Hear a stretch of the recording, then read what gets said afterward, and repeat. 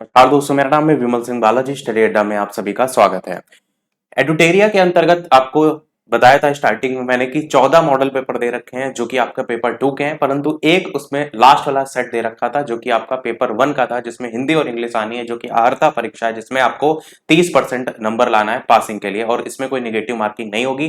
तो वही model paper हम आपको इस वीडियो में कराएंगे। हिंदी और इंग्लिश के 25 क्वेश्चन आने और हिंदी के 75 क्वेश्चन आने हैं। तो चलिए स्टार्ट करते हैं बिना किसी देरी के प्रश्न नंबर 1 से। सबसे पहले यहाँ पर 25 क्वेश्चन इंग्लिश के हैं, जिसमें पहला क्वेश्चन आपसे करेक्ट स्पेलिंग को रिलेटेड पूछा गया है। 4 स्पेलिंग लिखी गई है, कौन सी यहाँ पर सही होगी? तो वैलिडिकेशन करके आपका ऑप्शन ये वाला सही हो जाएगा। इसका मतलब क्या होता है? तो विदाई होता है, किसी चीज से अलग होना, उस संदर्भ में होता है। तो ये आपका ऑप्शन यहाँ पर सही हो जाएगा, जो कि स्पेलिंग सही लिखी है। अगला है आपका एकोमोडेट की स्पेलिंग। तो आपका पहला ही ऑप्शन यहां पर देखेंगे, ए डबल सी होता है, फिर ओ होता है, फिर डबल एम होता है, फिर ओ होता है, फिर डी ए टी होता है। इसका मतलब क्या होता है? इसका मतलब होता है समायोजित करना। तो ये आपका सही हो जाएगा, समायोजित करना इसका अर्थ होता है। अगला क्वेश्चन आपसे कह रहा है कि आपको लॉजिकल ऑर्डर में इसको अरेंज करना है कि इन दोज डेज, उसके बाद इन में से क्या आएगा? तो सबसे पहले आप देखिए, देयर वर हार्डली एनी, ये आ सकता है। एम्बुलेंस अवेलेबल ऑन, ठीक है। Call to ferry patient to hospital, ये क्रम हो जाएगा। यानी सबसे पहले क्यू आएगा, उसके बाद आर आएगा, उसके बाद पी आएगा। आप मीनिंग निकालेंगे, उससे आप अरेंज कर सकते हैं। अब यहां पर देखिए, द मेजोरिटी ऑफ, किसकी मेजोरिटी होगी? तो आपका हाईली एजुकेटेड इंडियंस की होगी, यानी यही सबसे पहले आना चाहिए। डू नॉट वोट, जो वोट देने नहीं जाते हैं ड्यूरिंग द जनरल इलेक्शंस, तो यही क्रम हो जाएगा। यानी कि तो पी क्यू आर, यही क्रम से आपका पहला ही ऑप्शन यहाँ पर सही हो जाएगा। अगला आपसे कह रहा है alternative which best express the meaning of idiom phrases, आपको बताना है आ कोल्ड फिश का। तो आ कोल्ड फिश का मतलब होता है कि someone who seems unfriendly and who does not share his feeling. किसी किसी की आदत होती है ना कि अपनी बातों को ज्यादा लोगों से शेयर नहीं करते हैं, उसके संदर्भ में इसका अर्थ निकाला जाता है। यही ऑप्शन सही हो जाएगा। बेंड ओवर बैकवर्ड्स जो है, इसका क्या मतलब होता है? इसका मतलब होता है make every effort to achieve something specially to be fairs और हेल्पफुल। मतलब आप अगर बिहार शिक्षक भर्ती की तैयारी कर रहे हैं तो आप क्या करते हैं? हर वो संभव प्रयास करते हैं जिससे आपका पेपर निकल जाए और कोई उसमें गलत तरीका ना अपनाए, वो भी एक यहाँ पर होता है। तो इसी को कहते हैं बेंड ओवर बैकवर्ड्स। अगला है अप्रोप्रिएट अल्टरनेटिव, आपसे अपोजिट वर्ड पूछा गया है स्कॉलरली का। इसका मतलब क्या होता है? इसका मतलब होता है आपका अपोजिट की वर्ड की अगर बात करेंगे तो इग्नोरेंट हो जाएगा, और इसका अर्थ होता है विद्वतापूर्ण के संदर्भ में। विद्वतापूर्ण मतलब क्या होता है? मतलब ये आप कह सकते हैं कि अगर आप किसी भी एकेडमी स्टडी की बात कर रहे हैं तो आप उसमें कितना इन्वॉल्व हैं, वो उसको दर्शाता है। और इग्नोरेंट का मतलब होता है जस्ट उसका अपोजिट। इसके अलावा कल्चर्ड का मतलब होता है कि सुसंस्कृत, जैसे किसी भी कल्चर को अपनाते हैं। लर्न का मतलब होता है विद्वान, और ट्रेंड का मतलब होता है प्रशिक्षित। अगला कह रहा है आपका बैफलिंग पूछा गया है, इसका भी आपका अपोजिट। तो बैफलिंग का मतलब होता है जब कोई अचानक से ऐसी घटना हो जाए जिससे हम चकित हो जाते हैं, जिसको हम विस्मय कहते हैं। तो विस्मयकारी आपका जो है हो जाएगा। या इसको हम ये भी कह सकते हैं जिसको हम का समझ ना सकें, अचानक से कोई चीज ऐसी हो जाती है ना जिसको हम समझ ना सकें, इम्पॉसिबल टू अंडरस्टैंड जिसको कहते हैं। तो इसका अपोजिट जो होता है वो आपका पहला ही हो जाएगा कॉम्प्रिहेंसिबल, जिसका मतलब होता है जिसको क्लियर तरीके से आपको समझ में आए। अगला है आपका अप्रोप्रिएट अल्टरनेटिव। बाकी और ऑप्शन में भी देखेंगे तो पजलिंग दिया गया है, उलझा हुआ होता है। अनक्लियर मतलब जो अस्पष्ट होता है, और माइस्टिफाइंग मतलब होता है चकित करना। अगला आपका अल्टरनेटिव जो पूछा गया है इसमें कि the mind gives man the ability to understand think and feel and is the dash of the soul. तो कौन सा इनमें से सही होगा? मैनिफेस्टेशन करके आपका सही होगा। और ये दर्शाता है कोई एब्स्ट्रैक्ट आइडिया को लेकर के, वही यहाँ पर जो है लिखा है कि ये जो है अंडरस्टैंडिंग, आपकी जो समझ है उसको जो है वो विकसित करने के लिए काम करता है। अगला कह रहा है everyone is mad dash each other. तो एट ईच अदर आपका जो है वो हो जाएगा, एक दूसरे पर जो है वो के संदर्भ में इसका अर्थ निकालते हैं। अगला क्वेश्चन आपका है select an appropriate alternative which is the best substituted of the sentence. अब यहाँ पर आपसे पूछा गया है कि अनेक शब्दों के लिए, जैसे एक शब्द नहीं हिंदी में होता है वैसे ही, स्टेटली और इम्प्रेसिव बिल्डिंग, हाउसिंग अ टॉम्ब और ग्रुप ऑफ टॉम्ब्स, तो इसको हम कहते हैं आपका ऑप्शन नंबर बी, जिसको म्यूजियम तो आंसर हो जाएगा आपका मॉसिलियम। मॉसिलियम शब्द बना है बेसिकली आप देखेंगे तो थोड़ा सा म्यूजियम से, इसका मतलब होता है समाधि। तो आंसर आपका यही वाला ऑप्शन सही हो जाएगा। बाकी अगर ऑप्शन देखेंगे तो सैंटी लिखा है, सैंटी का मतलब होता है कुटिया, कहते हैं ना छोटी सी कुटिया में रहता है वो व्यक्ति, इस तरीके से। ऑवेल का मतलब होता है आपका झोपड़ी, और टैपी का मतलब होता है किसी प्रकार के कवर को लेकर के बात की जाती है, बेसिकली जो टेंट में यूज होता है। अगला है exposed to the possibility of being attacked और हार्म्ड आइदर फिजिकली और इमोशनली। तो इसको पहला ऑप्शन वल्नरेबल आपका जो है वो कहते हैं। वल्नरेबल का मतलब क्या होता है? इसका मतलब होता है असुरक्षित। लिखा है ना आपका कि और बीइंग ऑफ बीइंग अटैक्ड और हार्म्ड, उसको लेकर के यहाँ पर अर्थ क्लियर आपको समझ में आ रहा है। इसके अलावा अन्य ऑप्शन की बात करें तो स्टाउट मतलब होता है मजबूत, रॉबस्ट मतलब होता है किसी चीज को लेकर दृढ़ संकल्प आप हासिल कर लेते हैं उसको लेकर के, और टेनेसियस मतलब होता है चिपचिपा। अगला कह रहा है इंप्रूव द ब्रैकेटेड पार्ट। यहाँ पर जो ब्रैकेट में वर्ड्स दे रखा है, इसको आपको इस सेंटेंस के अकॉर्डिंग इन चारों में से क्या आ सकता है वो बताना है। तो there was hardly any traffic and my father told us the history of the place we. तो यहाँ पर इस ट्रैकिंग यूज किया गया है, इसका किसमें चेंज हो जाएगा? वॉज ट्रैकिंग करके आपका हो जाएगा। अगला है you have been a very good girl. तो आपसे ही पूछा गया इन चारों में से हैव बीन की जगह क्या आ जाएगा? तो कोई भी इंप्रूवमेंट की आवश्यकता नहीं है, नो इंप्रूवमेंट आपका यहाँ पर हो जाएगा। अगला है select the appropriate segment which contains the error. Sentence है the British Council has brought the museum of the moon to India to mark the last phase of the UK India year of culture and 70 year of the British Council of India. और इसमें से जो error होगी वो C part में आपकी होगी। यहाँ पर 70 जो है वो प्लूरल नंबर है, इसलिए आपका यहाँ पर जो ईयर शब्द यूज किया गया है इसमें एस लग जाएगा, ईयर्स हो जाएगा। बस यही गलती है, यही आपका सही हो जाएगा। अगला है द बेल रंग while I was brushing my teeth. तो क्या हो जाएगा इनमें से? आंसर हो जाएगा आपका द बेल रंग। पहले ही ऑप्शन यहाँ पर गलती है, क्यों? क्योंकि यहाँ पर रंग वर्ड लिखा हुआ है, जबकि रैंग वर्ड RANG यूज होगा। सिंपल पास्ट प्लस वाइल और उसके बाद पास्ट कंटिन्यूअस टेंस, इस प्रकार से स्ट्रक्चर है। तो यहाँ पर सिंपल पास्ट है, क्योंकि रैंग रंग नहीं होगा, रैंग होगा। अगला क्वेश्चन आपका है, यहाँ पर आपसे पूछा गया है सिनोनिम यानी कि समानार्थी। डिवॉइड शब्द लिखा हुआ है, इसका क्या मतलब होता है? इसका मतलब होता है एम्पटी। तो पहला ही ऑप्शन सही हो जाएगा। मतलब होता है जैसे अगर आपको जायदाद से वंचित रखा जाता है तो उस संदर्भ में आपका ये शब्द जो है वो यूज होता है। अगला है मोनोलिथिक। मोनोलिथिक का मतलब हो जाएगा ह्यूज करके जो आपका ऑप्शन लिखा है, अखंड जिसको कहते हैं, तो ये इसका अर्थ हो जाएगा। अगला क्वेश्चन आपका है, पैसेज को आपको रीड करना है और आपको बताना है कि but there is dash reason. तो यहाँ पर जो 19 लिखा है ना, उसकी जगह क्या आएगा?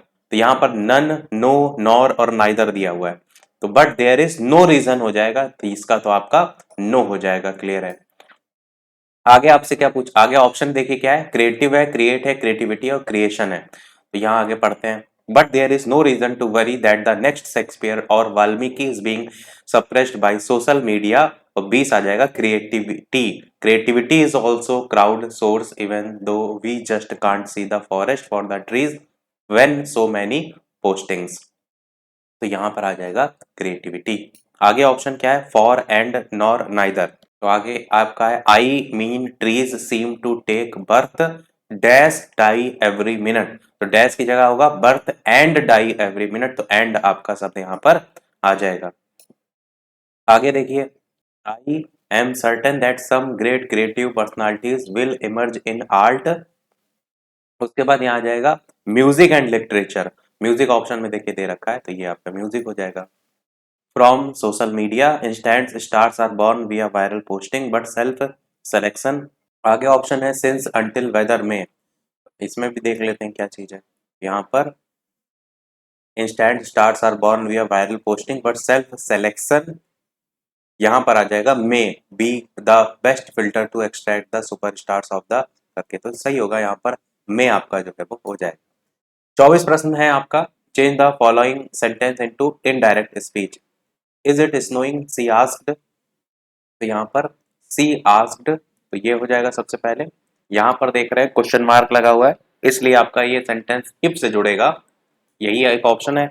इफ या वेदर दोनों से जुड़ता है, पर आप देखेंगे यहाँ पर तो आस्क है तो वेदर तो पहले ही कट जाएगा। यहाँ आस्क्ड है, ये वेदर है, पर आगे इट नहीं लगा हुआ है, तो इट वाज स्नोइंग, यही वाला आपका ऑप्शन यहाँ पर सही हो जाएगा। और ये जो रूल होता है बेसिकली इम्परेटिव से इन्फिनेटिव में चेंज करना हो, प्रेजेंट टेंस से पास्ट टेंस में चेंज करना हो, दोनों में काम करता है। अगला क्वेश्चन आपसे कह रहा है select the correct passive of the given sentence. Passive wise बताना है। ही एट पिज्जा रेवेसनली का मतलब ये रेवेनस शब्द से बना हुआ है और बहुत ज्यादा भूखे हैं आप, उस संदर्भ में इसका यूज किया जाता है, ठीक है ना। ही एट पिज्जा रेवेनसली, तो यहाँ पर बनेगा क्या सेंटेंस, पिज्जा ये जो आपका है ये बन जाएगा सब्जेक्ट, उसके बाद आपका हेल्पिंग वर्ब के रूप में आपकी लग जाएगी वॉज वर्ब, तो वॉज यहाँ दिया है, वॉज यहाँ भी दिया है, इन्हीं में से आंसर होगा।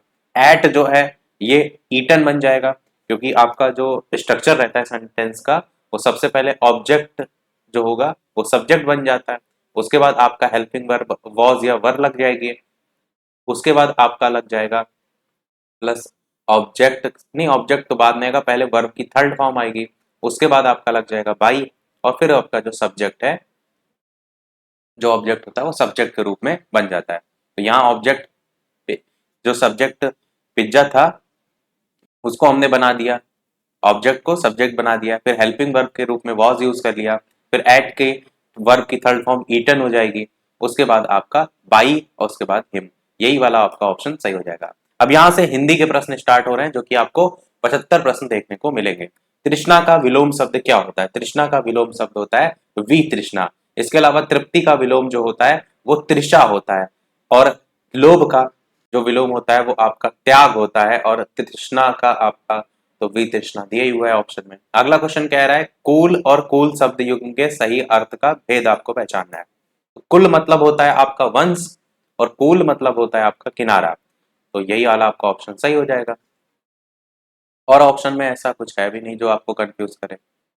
अगला कह रहा है इनमें से कौन सा शब्द है जो कि पुल्लिंग नहीं है, तो पुल्लिंग कौन सा नहीं है, वीरांगना जो है वो नहीं है।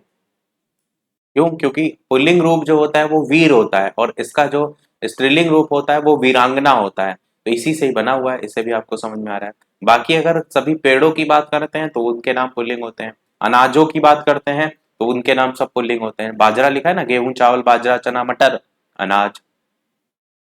अगला देखते हैं, सब कुछ जानता हो जो, उसको क्या कहते हैं, तो उसे सर्वस्व लिखा है ऑप्शन में तो नहीं होगा, सर्वत्र और सर्वज्ञ, सर्वज्ञ आपका जो है ये सही हो जाएगा।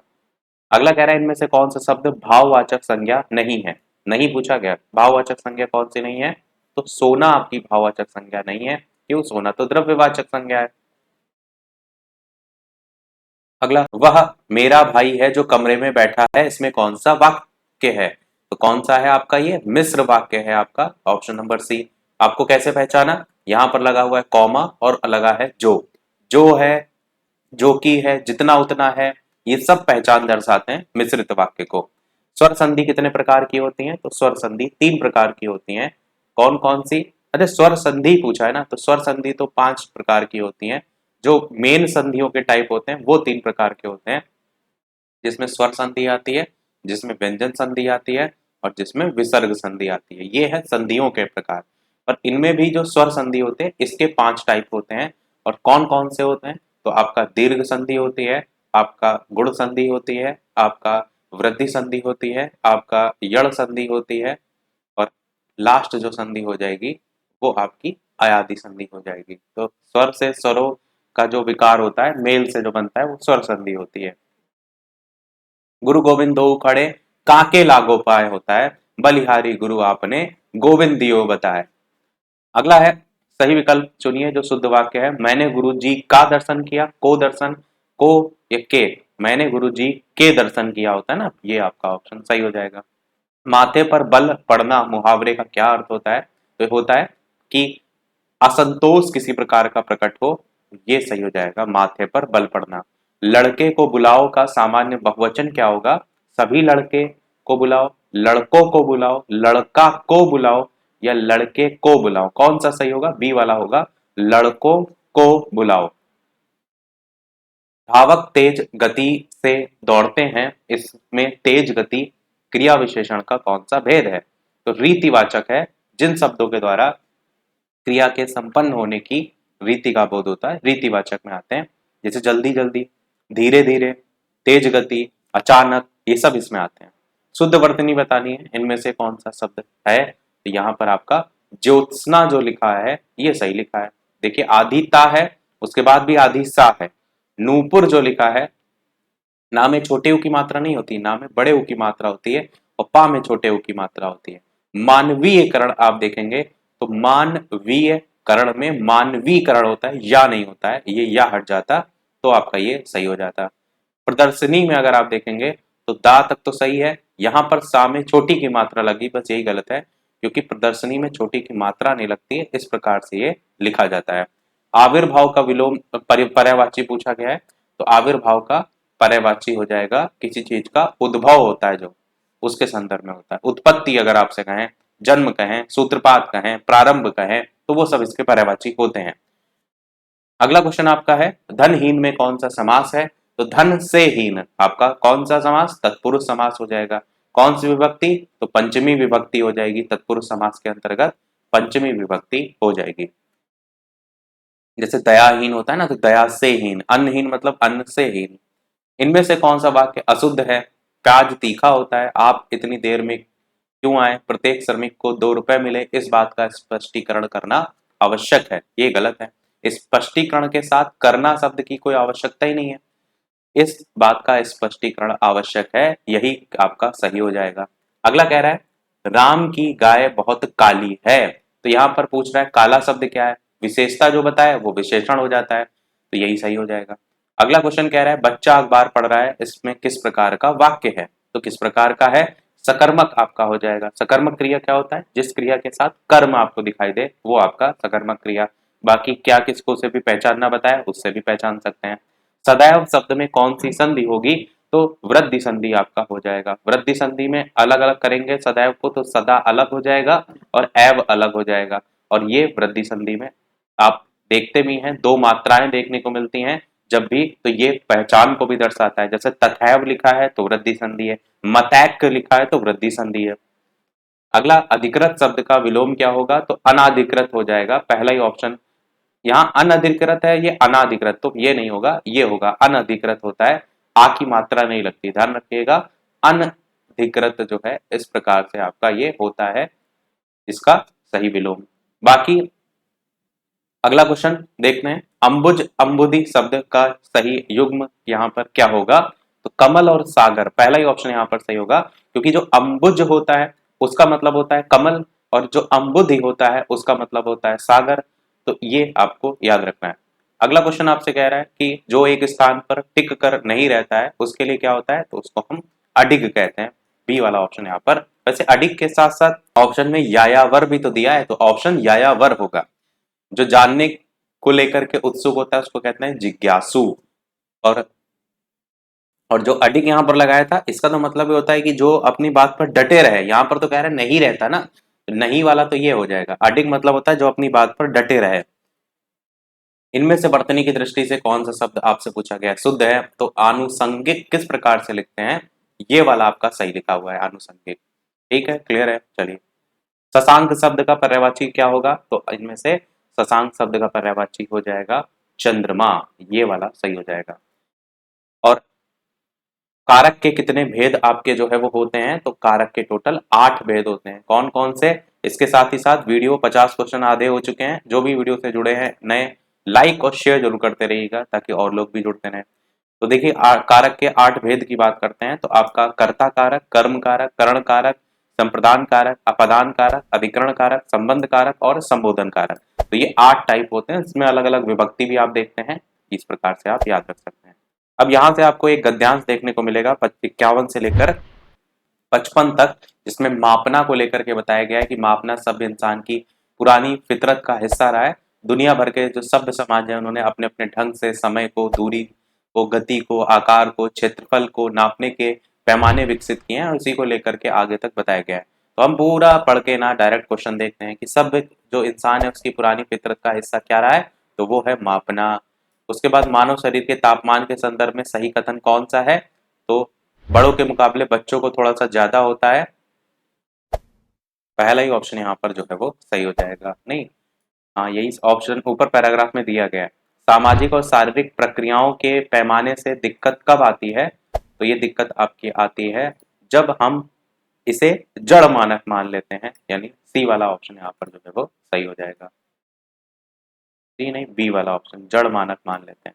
अगला है 98.6 के संदर्भ में गलत कथन कौन सा है? तो ये आपका गलत है। इसी नाम से एक कहानी लिखी गई, ये आपका यहाँ पर गलत है, बाकी सभी सही है। पैराग्राफ पे इसलिए डायरेक्ट बता दे रहे हैं, वो तो आप पढ़ ही सकते हैं। जोनाथन हुसैनन ने हाल ही में क्या जो है वो किया? तो इनके द्वारा लंबा शोध किया गया। ये तो बस 5 ही क्वेश्चन थे। अब यहाँ से फिर से नॉर्मल क्वेश्चन। प्रश्न आपका, कंजूसी से धन व्यय करने वाले को क्या कहते हैं? तो इसको हम कृपण जो है वो कहते हैं। और जो कम खर्च करता हो उसको क्या कहते हैं? उसको मितव्ययी जो है वो कहते हैं। जिसके पास कुछ हो ही ना उसको क्या कहते हैं? उसको अकिंचन कहते हैं। अगला क्वेश्चन है आपका, राजा सेवक को कंबल देता है, इसमें कौन सा कारक है सेवक में? आपको पता है कि जब देने की बात होती है, जिसके लिए कुछ किया जाता है, जिसे कुछ दिया जाता है, उसके लिए संप्रदान कारक होता है। तो यहाँ पर आप को के साथ ले जा करके कंफ्यूज मत हो जाइएगा। जैसे सैनिकों ने देश की रक्षा के लिए बलिदान दिया, पुलिस ने चोर को दंड दिया, तो ये सब संप्रदान कारक में आता है। अगला क्वेश्चन है, निर्धन में कौन सी संधि है? तो निर्धन में आपका कौन सी संधि है? आपका विसर्ग संधि हो जाएगा, क्योंकि आप यहाँ पर जब इसको अलग करेंगे तो निह शब्द अलग होगा और धन शब्द आपका जो है वो अलग होगा। जैसे निश्चय में निह धन चय हो जाता है, निह धन अंतर में निरंतर हो जाता है, अति प्लस अधिक में अत्यधिक हो जाता है। प्रतिदिन शब्द में कौन सा समास होगा? तो प्रतिदिन में आपका प्रत्येक, यहाँ पर प्रति जो वर्ड आता है ना, इससे आप पहचान सकते हैं कि अव्यय होता ही है और अव्ययी भाव समास होगा, और इसका जो अगर समास विग्रह करेंगे तो प्रत्येक दिन हो जाएगा, उससे आप पहचान सकते हैं। व्योम का पर्यायवाची शब्द कह रहा है, इनमें से कौन सा नहीं है? तो कौन सा नहीं है? पावक आपका व्योम का पर्यायवाची नहीं होता है। बाकी अग्नि का पर्यायवाची पावक, आग, अनल, कृषाणु ये सब होते हैं। आकाश का पर्यायवाची में अंतरिक्ष, अंबर, नभ, व्योम ये सब होते हैं। तो जो मेन बार बार रिपीट होते हैं ना, वो रटे होने चाहिए। अगला क्वेश्चन कह रहा है, कर्कश का विलोम शब्द इनमें से कौन सा है? तो कर्कश कहते हैं ना कर्कश ध्वनि, तो उसका अपोजिट हो जाएगा मधुर ध्वनि। कर्कश का विलोम मधुर हो जाएगा। अगला क्वेश्चन आपसे कह रहा है, संस्कार शब्द में किस उपसर्ग का यूज हुआ है? तो सम उपसर्ग का यूज हुआ है। सम आपका का मतलब होता है किसी प्रकार की पूर्णता की बात हो या सुंदरता की बात हो, और इसके जो उपसर्ग से बने शब्द होते हैं उसमें संतोष है, संस्कार है, ये शब्द आपके बनते हैं। इसी प्रकार अधि जो उपसर्ग है ना, उसका अर्थ होता है अधिक या बड़ा के संदर्भ में, जैसे अधिकार है, अधिराज है, उससे भी बहुत पूछे जाते हैं। अगला कह रहा है, इनमें से कौन सा शब्द है जिसमें नी प्रत्यय लगा ही नहीं है? तो किसमें नहीं लगा है? शेरनी में तो आपको यहाँ पर देखने को मिल रहा है, मोरनी में भी। नौकरानी में अगर आप देखेंगे ना, तो नौकरानी में आनी प्रत्यय आपको देखने को मिलता है। बस यही आपका यहाँ से अलग हो जाएगा और आंसर हो जाएगा आपका सी वाला। आनी में जैसे देवरानी, जेठानी, नौकरानी ये सब आते हैं।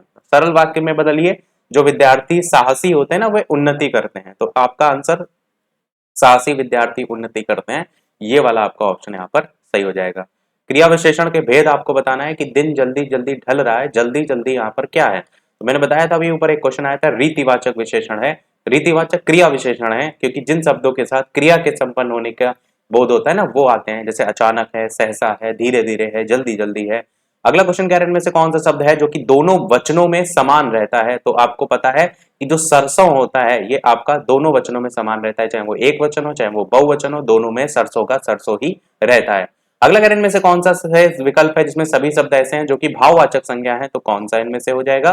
इनमें से आपका बी वाला हो जाएगा, सौंदर्य, चतुराई, बुढ़ापा, करुणा, ये आपका सही हो जाएगा, जो कि भाववाचक संज्ञा जो है इसके अंतर्गत आता है।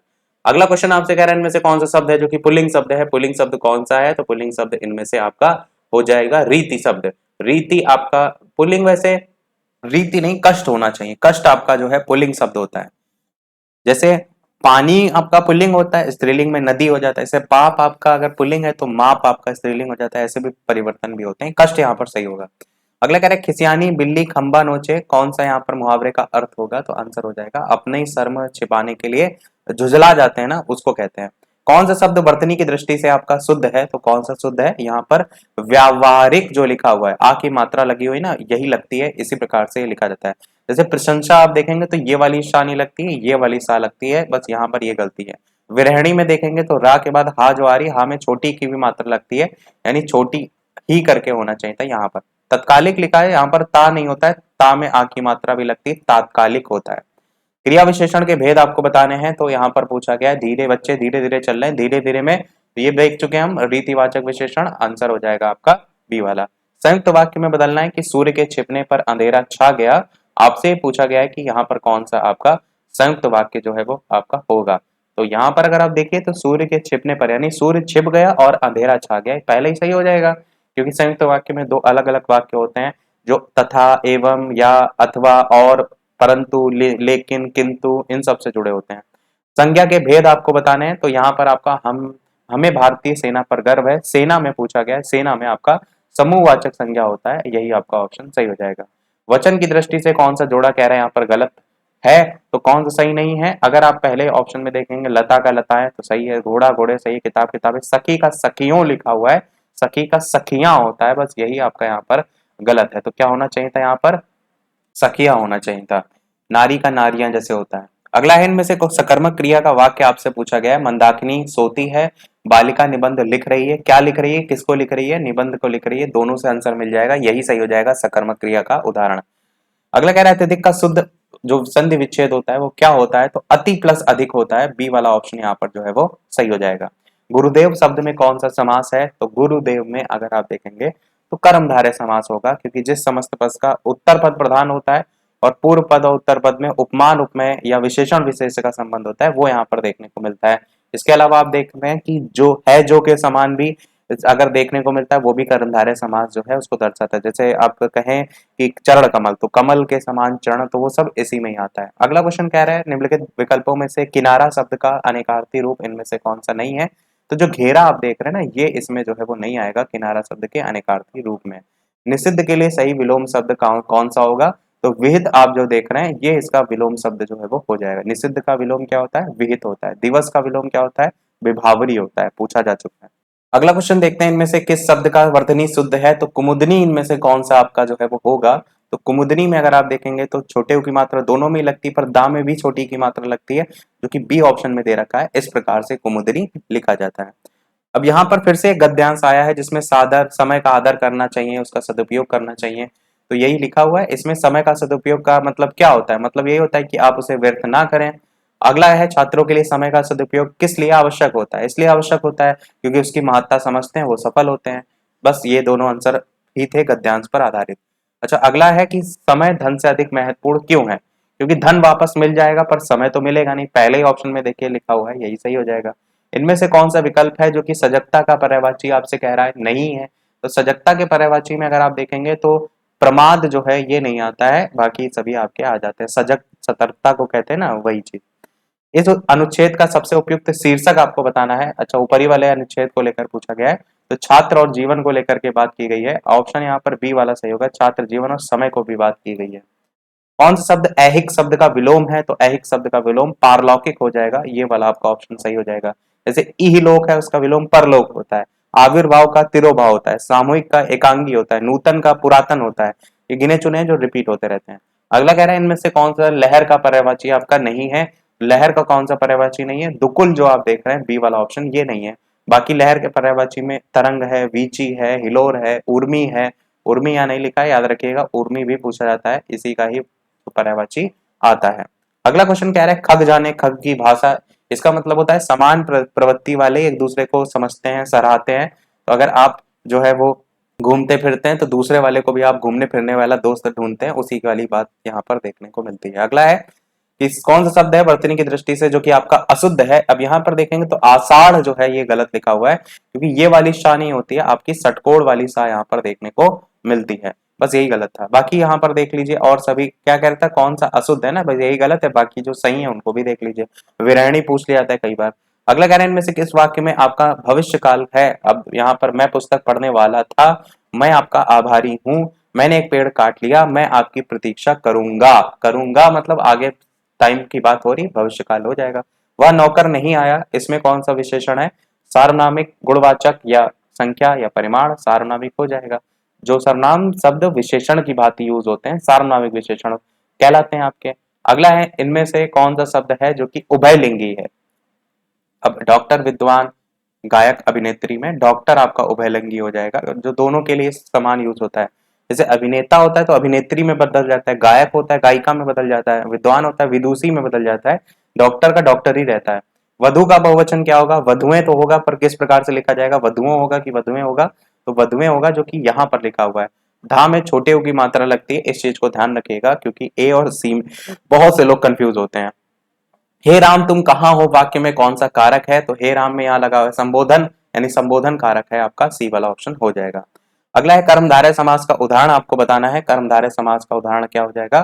तो श्वेत पत्र हो जाएगा, ये वाला आपका ऑप्शन यहाँ पर सही हो जाएगा।